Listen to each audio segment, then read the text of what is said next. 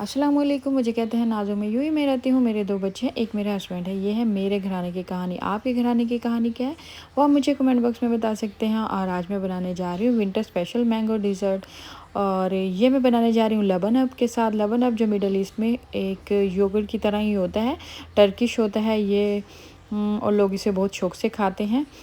Sauce बना के भी इसका खाते हैं, और भी डिफरेंट तरीके से ये यूज़ होता है, और डिफरेंट तरीक़ों से ये यूज़ होता है। अच्छा जी, यहाँ मैंने आम ले लिए हैं, उनकी गुठलियाँ मैंने निकाल ली हैं। ये थोड़ी हार्ड होती हैं, बस ध्यान से निकालिएगा। और साथ में ये जो है इसका गूदा है वो भी मैंने अंदर से निकाली है सारा। अब वन बाय वन करके मैं 2 ही आम का बनाने जा रही हूँ। मैं चेक करूँगी रिज़ल्ट, इसका रिज़ल्ट कैसा आता है। बच्चे अक्सर आइसक्रीम की फरमाइश करते हैं सर्दियों में भी, लेकिन बाहर की आइसक्रीम तो थोड़ा मैंने कहा सोचा कि अवॉइड करते हैं। वैसे भी ठंड है, नहीं खानी चाहिए, लेकिन चलो होममेड अगर थोड़ी सी बन जाए। और ये बनती भी योगर्ट के साथ है, लबन अप के साथ है, तो ये अच्छी बनती है।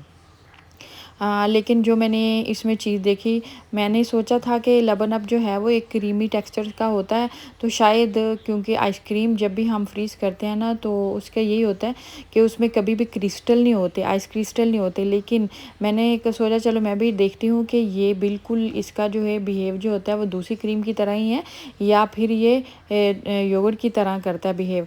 लेकिन लबन अप जो है वो मैंने बनाया है, इसका रिज़ल्ट जो है ना उसमें क्रिस्टल हो गए थे। क्रिस्टल तो ठीक नहीं होते, आइसक्रीम में क्रिस्टल नहीं होना चाहिए, तो लेकिन इसमें क्रिस्टल हो गए थे। लेकिन फिर बाद में मैंने निकाल के रख दिया, और वो बच्चों ने वैसे ही मतलब थोड़ा ठंडा होने पर खा लिए थे। ये देखिए यहाँ मैंने गूदा जो है वो इसका बना लिया है। गूदे का मैंने पेस्ट बना लिया है। अभी ये वाला लबन अप मैं आपको दिखा रही हूँ, ये फ्रेश मैं लेके आई थी। मैंने कहा ये मैं ट्राई करती हूँ, शायद ये आइसक्रीम के लिए बेस्ट रहे। लेकिन जब मैंने इसको बनाया, अभी इन दोनों को मिक्स कर लेना है। शुगर मैंने उसी के साथ ऐड कर दी थी, आम के साथ, मैंगो के साथ ही मैंने ना ऐड कर दी थी। ठीक है, आम के साथ जब मैंने इसको ग्राइंड किया था उसी के साथ मैंने शुगर ऐड कर दी।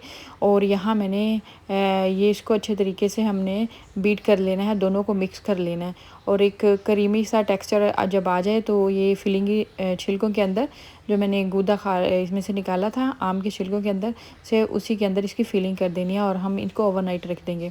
लेकिन ओवरनाइट रखने का ये था कि मैंने सोचा ये इसी तरह बिहेव करेगा जैसे क्रीम दूसरी करती है आइसक्रीम वाली, लेकिन नहीं, ये उसके अगेंस्ट था। इसमें क्रिस्टल हो गए थे, क्रिस्टल आइसक्रीम में नहीं होने चाहिए।